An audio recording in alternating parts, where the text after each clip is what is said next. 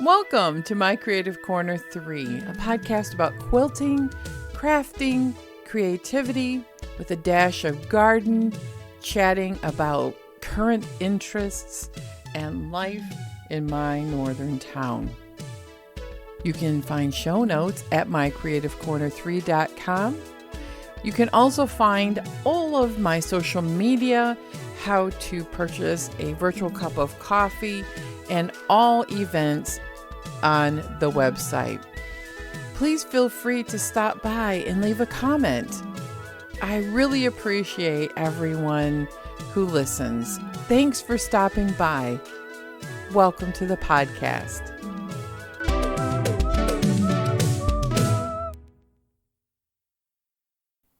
Hello, everyone. It is October 22nd. Wow. The month is, I can't believe 3 weeks of it's gone already. I have been working very hard on just enjoying this lingering fall weather. It's been in the 40s to 50s. We've had, probably a lot more rainy days than sunny days. But on the couple of times that we really wanted it to be nice out, the weather cooperated. Now, I haven't been to any college football this season. Not sure we're going to make it to one this year. But we've chose a couple of other activities that are just as much fun. I haven't been to any high school football either. Sitting out in the damp air has not always been my friend. But today we have the beautiful autumn weather. It is 50 degrees outside. It's sunny and the leaves have hit their peak, and now we're starting to get a little bit post-peak. Yesterday we drove down to a concert at the Soaring Eagle in Mount Pleasant. It's a casino, but they have a lovely venue for listening to live music, comedy, all the kinds of things that they do at those kind of venues. But one of the bands that I never got to see live when I was younger is a group called Foreigner. I think their Foreigner 4 album was released in the late 70s, maybe 79. And they had so many hits on that particular album. It's like the soundtrack my husband and I were talking about, the soundtrack of our youth. And they didn't have a lot of the original players. In fact, I'm not sure at this point if the traveling band is any of the original founding members, because they would all be probably in their late 70s. But this group is endorsed by one of the members, and they sound amazingly close to the original band. So it was well worth the tickets. The light show, the smoke, the background that looked dimensional, playing all kinds of graphics while they were singing and playing. What I like about groups when you go to smaller venues like this is it's an older crowd. I mean, I'm in my late 50s and I am, probably, there are a lot of people there who were my age or older. I saw quite a few people walking with walkers, and yet there were some young people, and the lead singer goes, and it was a good chance that the person sitting next to you may have bought your ticket. Yes, there were a lot of, probably millennial age children attending with their parents. So it was a lot of fun. And because it was small, one of the songs had a choir in it. I Want to Know What Love Is. If you happen to know that song, in the background on the original soundtrack, they had a choir. And so as they travel to each small town, they bring out the high school choir. And it was wonderful because it was a great way to remind people that the arts are incredibly important. And I talk about that a lot, and encourage people to write their school boards in their legislatures to be able to say, hey, art is important and it's part of many programs I know that it is being discontinued or limited. And so it was a great venue to say, hey, everybody, art is important. It's important for the development of children, and it's important for adults. As we all had a wonderful time. No, it was not our anniversary or anything, but because we chose not to spend the night, my husband was feeling well enough to drive home. He goes, they've been getting done pretty early. We're only about 2 hours from the concert, hour and a half, 2 hours. We decided to take some of the money and eat out and have saved, money saved. Let me finish that sentence. Some of the money saved if we were to get a hotel room, and we ate at Ruth Chris Steakhouse. I've never done that before. Everybody in there was their anniversary or a special occasion. And for us, it was too. It was date night. We haven't been out on a fun, romantic date like this in a long time. And I'll have to say, it was incredibly expensive. But that was something also was the soundtrack of my youth, was eating out with my grandparents. It was part of what my grandfather, who was a farmer, and he loved to go to very exquisite, expensive restaurants with all of the silverware, linen tablecloths, and it was part of, showing us that only eating out isn't just for food. It was entertainment. It was lovely. It was also a way to teach us a little bit about manners and culture. And we had fabulous, fabulous meal. We got steaks, if you want to know. We got steaks, and we got Brussels sprouts as a side and some au gratin potatoes because we've never ate there. So we got 2 sides. Let me tell you, the sides are huge. One probably would have been enough because we also ordered appetizer, which was their artichoke feta. It was a dip. And then I get this next thing I know, she's bringing out cheesecake desserts that we did not order. But it said happy anniversary on there. And we go, it's not our anniversary. And you please don't need to bring us cheesecakes if she goes, no, you are having a wonderful date night. So we got cheesecakes on top of it with a couple of drinks. It was lovely. And then we went to the casino part, and I lost my $20 bill into my favorite machine, which is called King's Poker. I think it is. It's like 5-card draw, and it's a video game. And, it's a complete waste of money. I would not endorse going to the casino, but like we do every 5 years, and we had an hour to waste. So we lost each our $20. Now, my husband's normally more lucky than that, but when we were younger, we played a lot of card games, and cards is something I do miss playing with other couples. And sometimes you would play card games like poker where you actually bet money, like a nickel at a time. There's always a limit, and there were friendly games. But I kind of miss that. So maybe that's what the casino brings to me, is some memories of playing cards. But anyway, that was our night's worth of entertainment. And the weather was absolutely lovely. And I enjoyed it very much. So there is some good news, bad news. My husband's Highland game season ended. And for the last several weeks, he kept going, my hand, my right hand and the thumb, it really hurts. And I go, well, you probably sprained it or did something, but the pain is getting worse and worse. So he had an x-ray, which shows some questionable areas in the bone underneath the thumb that it looks like it may very well be broken. So he's going to an orthopedic doctor on Tuesday. And it's getting worse because he keeps using it. And I keep telling him, he drives trucks, so there's lots of things that's going to be difficult for him. But he goes, we need to find out what kind of brace or what they recommend. So first step in healing that business up is going to be seeing an orthopedic doctor.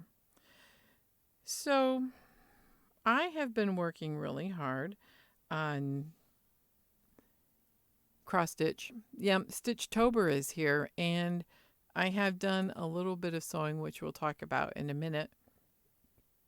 But Stitchtober, I signed up to participate with Fat Quarter Shop in doing Autumn Days ornaments. So far, there are 3 circles that I have done, and they're about 2.5 inches around these circles. And I got 6 tart tins. I forgot to order the sticky circles that you put your cross stitch over and wrap it around. And then you put the whole thing into this ornament that looks like a little tart tin or a very shallow cupcake paper. There we go. Boy, my brain kind of stopped there for a minute. So I've got 1 tart tin fully finished, and it was with the pumpkin with the teal dot circle around it. Really, I thought it was going to be hard to do without the sticky circles. But I got my Cricut out, and I have some cardboard, and I cut the cardboard out, glued some white Warm and Natural on the top, trimmed it down to 2.6 inches because that's how big the sticky circles would have been. And then I wrapped the cross stitch around it, and I did a running stitch about 1/4 inch away, maybe, yeah, 1/4 inch from the actual edge that needed to be folded over. Cut the fabric, which terrified me. And then when the running stitch was done, I trimmed it down and I gathered it up, which wrapped nicely around my little puffy circle, and it sits right in the tart tin beautifully. I used a Aleene's glue stick for all of the gluing, and that's how I mounted it in. I'm sure it can pop out, and it will pop out, but for now, that's exactly what I'm going to use it for. And where are you going to put autumn ornaments, you ask? Well, they used a tier tray in Fat Quarter Shop's picture, and I'm like, oh my gosh, I have a tier tray that I change out seasonally, and I'm going to put the 6 tart tins in there. Now, there are 12 of the motifs, but I've decided after I do the 6 with the circle background that I'm not going to do that for the other 6. The other 6 I may do in, they have some free settings with cross stitch borders that you can put. And there was a wonderful Fat Quarter Shop floss tube video that showed how she took some of these motifs and stitched them into a grid of 9 and made a toss pillow. And I thought, I love that. And I have an Aida 14 count in a avocado or maybe avocado type of green, sage green. And I bought that for the other 6 ornaments, but I thought that's big enough. And I like working on Aida. I'm sorry to tell everyone who is the 25 count Lugana lovers, I can't see it very well, and I'm struggling with it. So I'm going to do the rest of these in that 14 count Aida with cute little sashing type borders in a 9, configuration, 9 by 9 squares, and they'll all be about 3 inches, and it's going to be cute, super cute. So I love that project, and I'm going to try to get, I would love to get all 6 done, but see, it's the 22nd of October, and I'm probably going to get 3 of the tart tins done, maybe 4, and then try doing the other 2 in November. And, I'm going to go back to cross-stitching the Halloween one, probably beginning part of November for a while, and then the rest of that idea for the rest of the autumn days may sit until next summer or August when I can stitch it during the fall. There's always things to stitch, right? I've got things. So I have a Christmas tree that I started last year. I'm going to pull out. It is the very primitive Christmas tree, and I'm going to work on that in December. And then in November, I'm going to just keep going maybe um, working on the Halloween. Um, have I think it's Happy Haunting with the orange full moon on the pistachio fabric. I love that. I'm going to keep working on that in November. So on the quilting front, what have I been working on? Well, I've got 4 broken dishes. Um, they're for the So Scrappy Spools project, and that leaves 4 of these snowball flowers to do. And I'm procrastinating on it because it's stitch and flip snowballs that are 3 inches for the patch and 1.5 inch stitch and flip corners. And then you put 4 together for the flower. And I need to do 4 of those blocks. Then that project will be ready to be assembled as a top and put in the stack to long arm. And yeah, long arming, I've got a quilt on there from my own. It's been there for 3 weeks and I've done maybe 1 or 2 rows. How embarrassing. So I started to do what all good people do. And when you're frustrated and feeling out of sorts, you start a new project, right? So to cope with that, I got all of the pads, which are called foundation paper piecing pads by Fat Quarter Shops Company. It's So Emma, and I have them all in 4 inches too. But I decided to go with the Petite 4, which they use the 4-inch foundation paper piecing pads. And I wanted to go with the 6 because I think the 6-inch will make a nice size wall hanging. And for this month, to start with the Petite 4, it is a sampler. And this month is 8 of the courthouse stairs. And next month is the economy block. And then there is a snail's trail block. And there is a couple of other cool ones. I don't have it in front of me. That was silly. I knew I was going to talk about it. So the Petite 4. It's really a beautiful quilt along, and it's going to be several blocks in a month, which I like that a lot, that format. And then you do it over several months, and then the project's done. Versus, a quilt along where you ram and jam and try to get it all done in a month or 2 months. Stitchtober is great, but man, did I really think I was going to get all 12 of these done? I had this illusion that I was going to do it, but I'm going to be happy to get 4 of them stitched. Man, they're taking a lot longer than I thought for such a little project. And back to the Petite 4. It is Log Cabin, Pineapple Economy, Courthouse Steps, Snail's Trail. And if you want to have a pieced back, you can use the Sparkle Star. Sparkle Star, I don't think I want to put it on a back. If I'm going to do the Sparkle Star, which looks kind of complicated, I'm going to make it in its own quilt. So that's it in the quilting department. Yeah, I feel like that's lame. Like I haven't been getting a lot of it done. And I haven't. I have been utterly exhausted this month. And if you remember, I had COVID again in August, September. So I'm into this getting better from it. And it's annoying. And I know you're probably as sick of hearing about it as I am talking about it. So I'm not getting a whole lot done. But it's okay. Because I am not about the perfectionistic productivity. Perfectionistic, yeah, because I like paper piecing. And I think I just wanted to talk about that, is that I had to put away 2 projects I started in September because I was having so much trouble and I messed up block 5 in the Lori Holtz Seasonal Stitchy Stars Table Runner, which is a quilted project with some lovely stars in it, and they're very hard to do. I'm going to have to redo the last block for sure, but my frustration is that I've lost points on most of the blocks, and I'm wailing about it because it's traditionally pieced. She uses some methods that I've used before but maybe aren't my favorite, but I'm just going to put it away and try getting it out again later.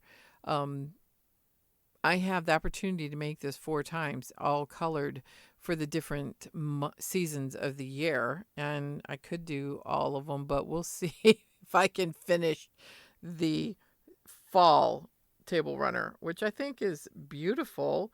But why mine isn't turning out has nothing to do, I think, with Lori Holt as much as her way. I'll be honest, her star patterns are challenging, but it's mostly me, and it's a scrap project. I have plenty of color. Fabric and the colors I need in case I need to start all over again, which I might, but it's in timeout. And the pumpkin, I did a easier wall hanging that Fat Quarter Shop did. I love that one, but the Lori Holt pumpkins that I started, I chose a bad background, and that is going to go in the trash, I think, or I'm going to cut it up into a modern improv of something because I hate it, and that's not even going any further forward. So everyone say Barb who were wondering in my madness what am I doing with that? Nothing. It's going in the trash. It's going in the trash, or it'll be chopped up unrecognizable into another project.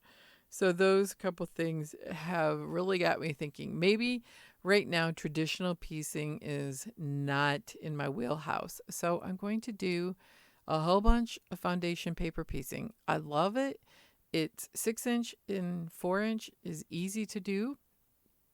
For me, it's just by the paper, it makes it more perfect. And I'm going to just tout the praises of the It's So Emma foundation paper piecing. You may ask, why would you buy a pre-printed pack of paper when you can just print it off at home? See, right there is the problem, right? Have you ever used a printer and went, why doesn't this work 9 times out of 10? Yeah, that's the printer. I have a new one that we're going to hook up here pretty soon, but it's just the nature of printers. And then it blobs ink all over this very expensive paper that I buy for foundation paper piecing, which is thinner. And I have smeared that ink all over my projects and got it on my fingers. And I'm going to tell you, the heartache of printing it is terrible. And it wastes an A4 size piece of paper when you can get the exact size what you need printed on this beautiful foundation paper that you can just easily tear off. So I am never going to print anything like that again if I can help it in the near future, because my last printing job just made me so mad.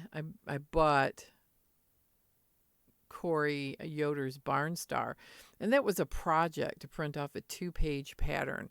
I love the convenience of PDF patterns, but printing them off is what I need to do because, reading off of a cell phone on cutting directions is not advised.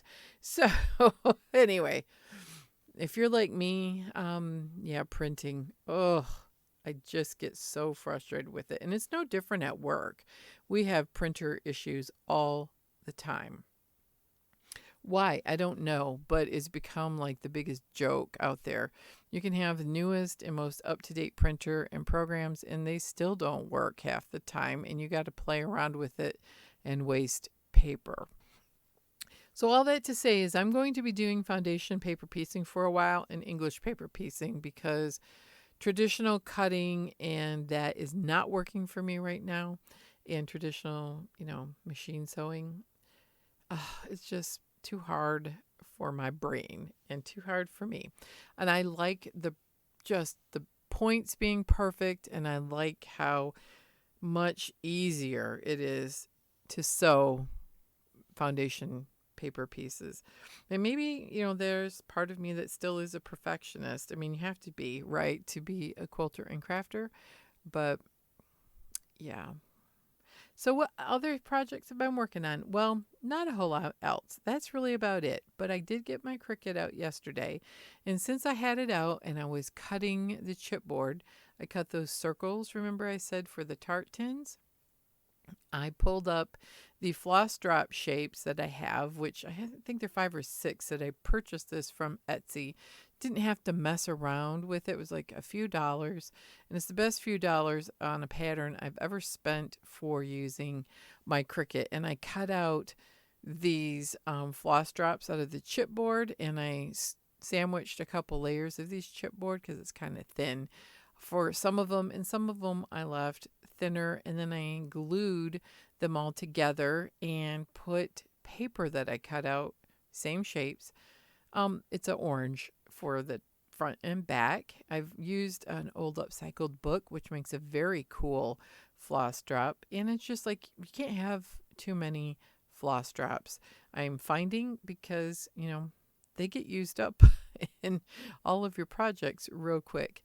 So it's nice to have floss drops, and it's nice to have rings, and it's nice to have the rings with Ziploc bags on it for storing your floss. So mine is, I'm finding I need to take a project week and where I'm home and maybe it's snowing this winter and separate all of my flosses because they've come a big knotted mess in my project bags really quickly. So, word to the wise, don't do that and put them in all on floss drops or in the Ziploc bags on rings that you can buy. They're thicker than that, and they're nice vinyl and keeps the dust off them, and it keeps them all so they're not in a big old tangled ball and mess. Now, I want to talk about a couple of things that I've noticed with products that I've been using, and I have a product to review that's not quite out yet. So, in the autumn days is Weeks floss. Weeks Dye Works. The color is absolutely beautiful. The floss is beautiful, but it knots a little bit easier. And I know it's way more expensive, but because I like working on Aida cloth, I'm not so sure that I would go and buy a whole bunch of Weeks Dye Works. Fat Quarter Shop has a bundle of Weeks Dye Works, and it's got about 28.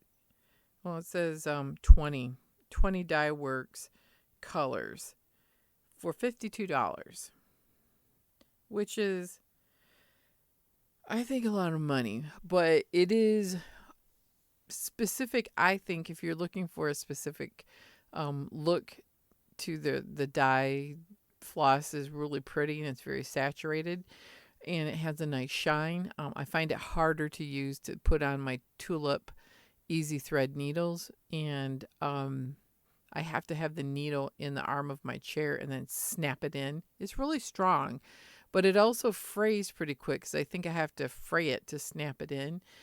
So I'm just saying, if you don't mind not working with some of the finest threads, DMC is still my go-to. I really like it. Now, I haven't tried a whole bunch of other cross stitch threads I've used, or a fill thread. It's okay. I wouldn't go out of my way to buy too much of it for the price either. And the Lugana, it's okay. I'm not going to buy it again. I thought I'd try it out for this tart tin project, but it was really recommended for the size, so it would fit perfectly in those tart tins, and it was designed for the Lugana for this particular pattern. So I'm not so sure I would buy some of the more expensive cross stitch fabrics because I'm finding they're harder to stitch on. They feel great. I do enjoy doing the Zweigart Aida cloth, and Witchell has nice Aida cloth, and I'll probably stick with that. I even use DMC's Aida cloth, and it's super stiff. So depending on what you want, stiff or soft fabric. So sometimes the more expensive isn't always better, and I have found that with some yarns too. I hated working with some of the most expensive yarns that I've ever bought in my life and enjoyed some more middle of the road or what would be considered cheap yarn for projects. So I just want to say you don't have to spend the most money on everything to have a quality product at the end. Fabric, I'm a little more choosy about that because it's how fast the dye of the fabric rinses out when you wash it. And I like a hand. Some fabric that is more expensive has a thinner hand. It doesn't, I don't know, it doesn't feel woven as densely as some of the fabrics of old. Some of it, the cottons of old, were like sheets. They were really thick back in the day. It's a little bit thinner now, and that's okay because quilts don't need to be tarps, and that heavy. So, I want to say if you like using less expensive stuff, maybe because of money, um, that's all right. It makes great projects, and I prefer a lot of things that are not the most expensive products out there. And if you've got opinions about different floss and why you like it, I'd love to hear it because I've only used DMC mostly. Back in the day, there were a couple of other companies like Anchor, I think, had floss, but it's pretty much DMC has a lot of your economy line flosses, and it's sturdy. The colors come in a lot. You can go online to to local needle workshops, and they have the rainbows of colors that you can pick from. So I just wanted to say that because I was, for a long time, felt like I was making inferior projects because I was using cheaper products. Yeah, no, it doesn't necessarily mean that your project is going to look any better or be any better. Just you got to remember certain things have a certain look because of the product they use, but it's not always that specific. So that's really all I have to say about that. Now, a couple of fun things that I have been doing because, it's the fall. Last weekend we did go to the apple orchard. It was a lot of walking, and that might be why I'm tired this week. And then I went to the concert.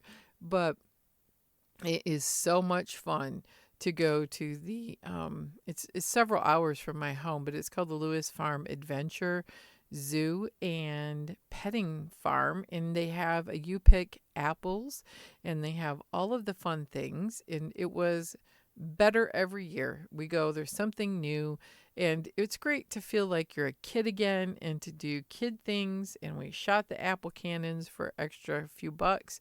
They take the old yucky apples, and they have these air powered cannons that you can point at junk cars and targets out in the field that they have very safely roped off with ear protection. And we were in line with a couple hundred people, and we all got our turn to shoot the apples that we bought for the cannons.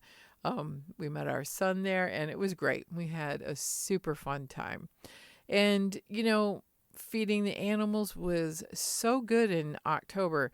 Sometimes when you go to petting zoos, it's like, regular zoos in the heat of summer, they usually aren't active or they're in their enclosures. Well, they have a walk-through feeding parakeet aviary that was cool, and the birds were hungry, and they would land on the sticks that were covered in seed.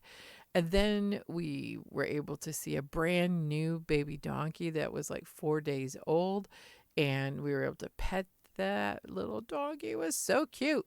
There were camels. Yeah, they have camels. And then they had prairie dogs. And the prairie dogs, you could feed them, not from hand, but you could toss them some snacks. And it was so much fun to watch their engineering skills and digging tunnels. And some would like beg for food and like clap their little hands. Oh my gosh, it was so cute. And they have the traditional goats and different animals. But the one thing we got to watch was somebody was feeding the capybaras, and we were watching that, and they are really, really big. Capybaras are. I thought they would be a little bit bigger than nutrias, in which they are a rodent, but they look like giant guinea pigs, and they're probably up to the shoulder, maybe 3 feet, 3.5 feet tall, but they're really big, and they're kind of intimidating creatures, to be honest. But we were able to do that. They also have like games and slides and playgrounds, and that they have a splash pad for the summer. Now we ran out of time to go take the tractor ride out into the you pick apples, which is fine. The ground is uneven and I didn't really want to trip and fall. So we ended our day in the bakery. And of course, we've been through corn mazes, and I have a lot of allergies, so I don't like running through the corn mazes. If the kids wanted to, yeah, go ahead. But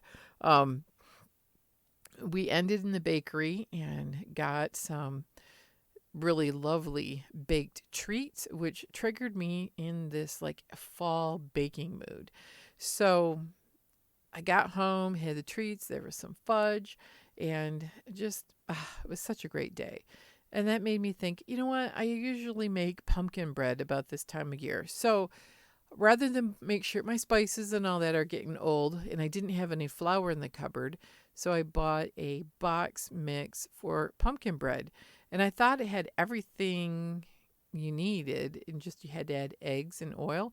No, you had to buy a can of pumpkin. So back to the grocery store I went today, and for the can, well, the recipe only takes a half a can of pumpkin. And I'm like, well, I'm not going to throw away half the pumpkin, so I bought another box of pumpkin bread, and I made the pumpkin bread this afternoon. And then I got my bread maker out, and I had all of the ingredients ready to go, and I realized, where's the yeast?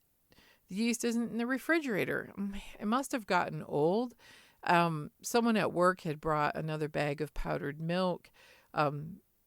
We do that. Like if people have like extra things and you're not going to use it, or maybe your parents do. Some of them have elderly parents, or you have clothes that you don't want and you don't want to donate. You can take it to work and leave it on the table, and people will take it and give it to either clients or use for themselves. So I brought some of the dried powdered milk home, only to find I didn't have everything when I bought the flour today at the grocery store to make my bread.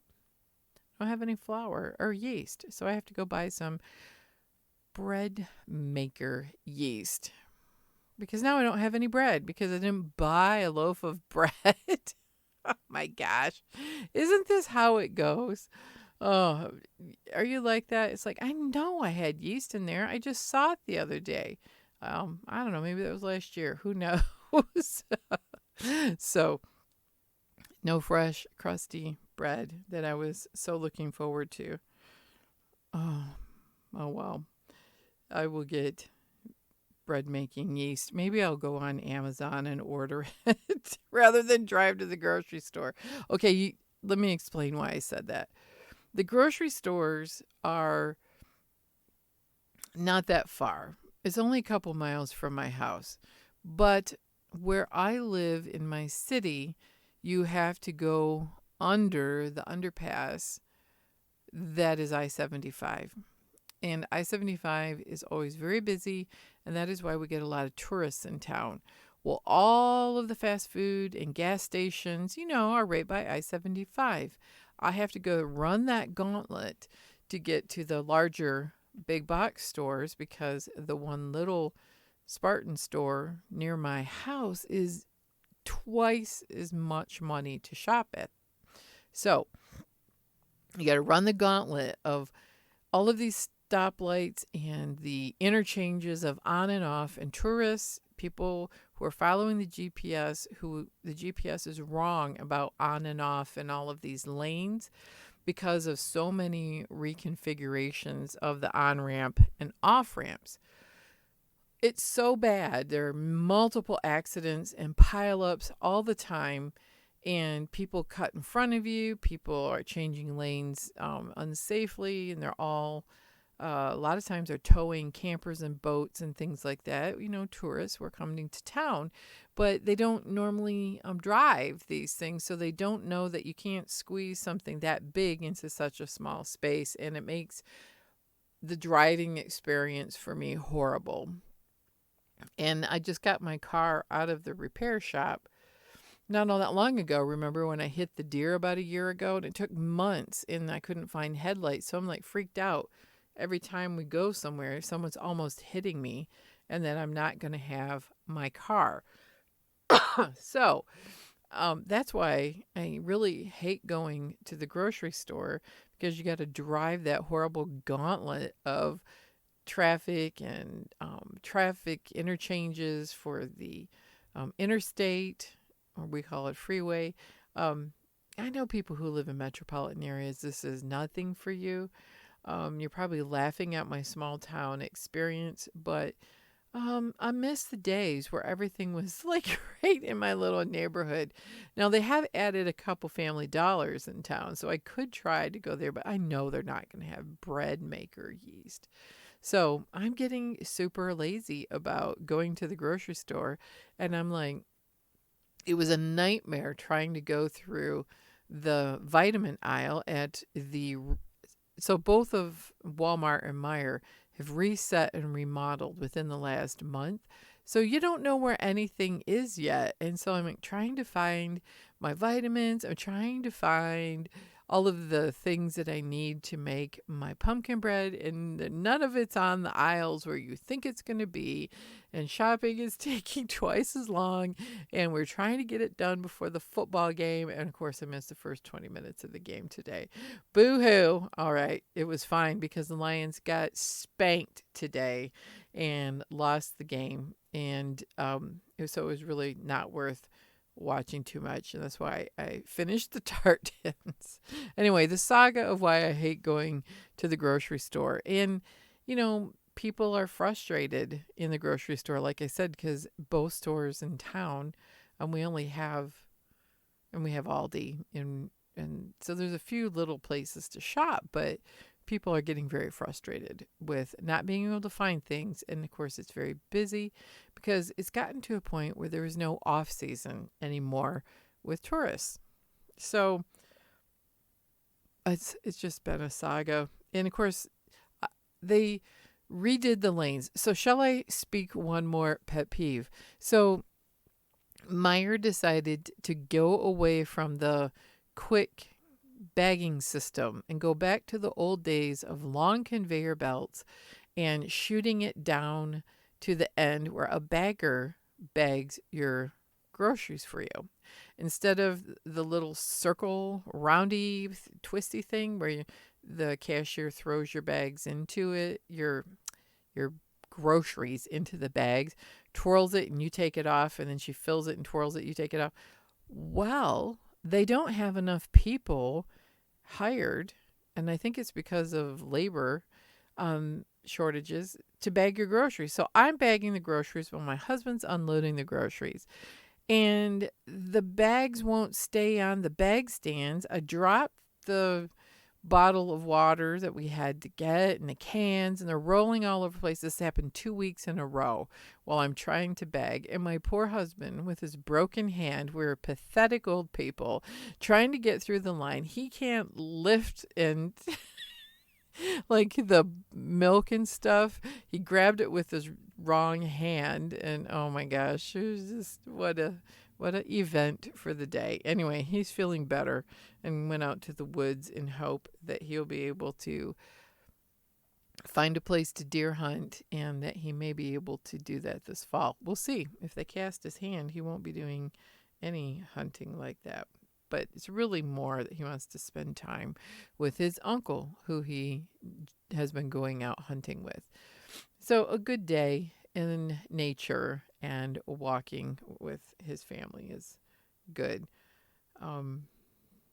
So we did go out to the woods earlier this week into the wilderness area and saw a bunch of elk, and I did post a picture, and they were all bugling because it's the rut.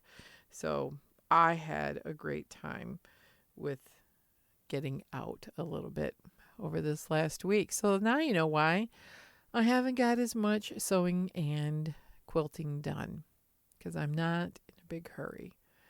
However, winter is coming, and when winter gets here, the rides will be a little less. because the roads are plowed in some areas. But you gotta really make sure you go on a day that you know your four-wheel drive can get out. And there probably won't be as many trips to concerts. Maybe a hockey game. We'll find a few fun things to do, of course. And I am not doing a whole bunch of Christmas gifts by hand this year. I found some ideas of things I want to buy, smaller gifts and gift cards for people that lived far away and family members, because shipping. I got burned on my granddaughter's birthday presents this fall. And did I tell you that story? Yeah, at Costco, the boxes didn't look that big, the Squishmallow accessories. And I bought all three of them, these boxes that were 2 feet long by 16 inches tall by 2 inches deep. They had to be shipped in a mirror TV box that were $20 a piece at Home Depot. And it was very expensive to ship those. Definitely directly mail them from Amazon. Don't try shipping wrapped gifts from Costco that look not that big until you get them home and you realize what you have done to yourself. So, well, thanks everybody for listening to the October adventures. And I hope that you had a wonderful couple of weeks since we've chatted and is fall in the air. Are you baking pumpkin bread like I am? Bread making? Anyone doing sourdough? Oh my gosh, I love sourdough. But I haven't made any in a while, and I don't have any starter right now, but I could remedy that. Maybe I'll do that instead of the bread maker. Anyways, you have a most wonderful week, and I hope that you've enjoyed listening to the podcast. I thoroughly enjoy the people who comment on the blog posts, and I've got virtual cups of coffee from Diane and Barb and Gail. Thank you so much. And for everybody who shares and leaves comments, and even those who comment and you're ahead and don't get a chance to put a comment on the blog, I really appreciate your listening. I've been testing a lovely little iron from Oliso, and I want to tell you that it's currently not in production, so I've got to play with a prototype. Now, I'm unpacking the packaging material so I can read the exact project iron. It's called the Oliso MP Pro. It's been reinvented for ironing, sewing, and travel. It has a little light on it, so when you lay the iron down to press, the little LED light pops on. It has a silicone mat to rest the iron on, or you can cover the sole plate with the silicone mat while not in use to protect it. What I love about this project iron is that it steams like no other. It steams really well. And I understand some of the other mini irons Oliso has had in the past didn't necessarily steam, or they didn't steam at all. I don't know, but I know that they didn't steam well, if at all.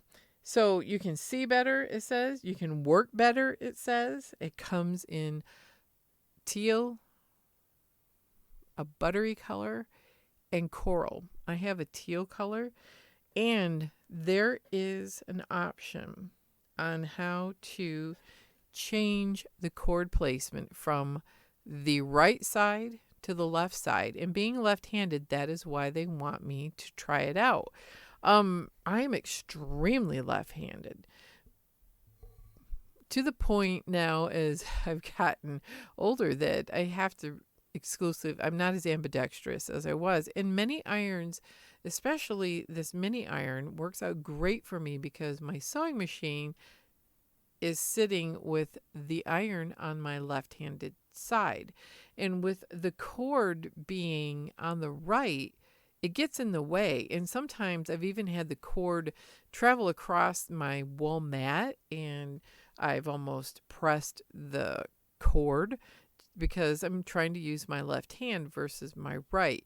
And we are going to work on changing the cord. I got the instructions from Oliso, and it doesn't look hard at all, but I am going to use my husband, who has his broken hand, but it's feeling well enough. He feels like has enough dexterity that between the two of us, all you have to do is remove a few screws and flip the cord, because they thought ahead on how the cord placement could be reversed for left-handed people.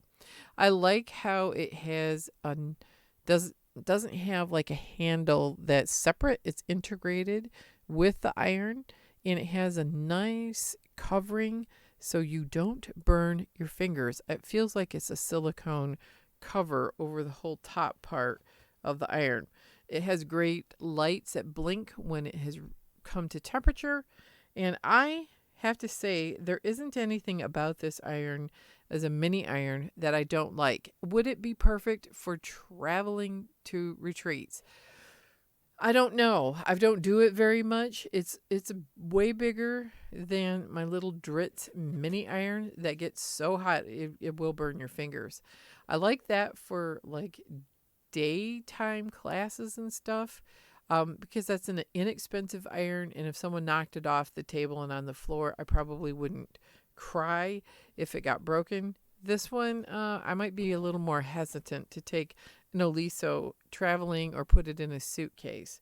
But I am going to say that it steams so well vertically and horizontally that it would be great for steaming clothes. And in fact, I did steam and press a shirt this weekend when we went to the concert with this iron.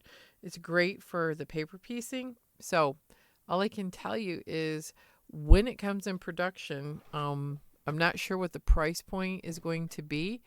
I believe it's going to be less than $100. And the current mini iron, I think, sells right around $70.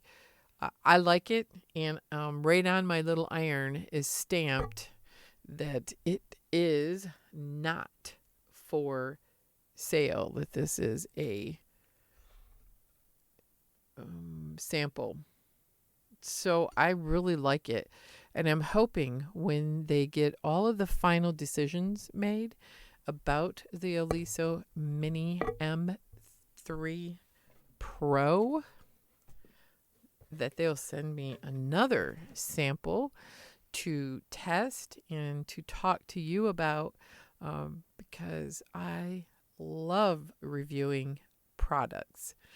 So that's my review on the iron. Thank you, Oliso, very much. Thank you, everyone, for stopping by my Creative Corner 3. And until next time, I hope everyone takes time to make something, to create a little bit every day, and to quilt on, everyone.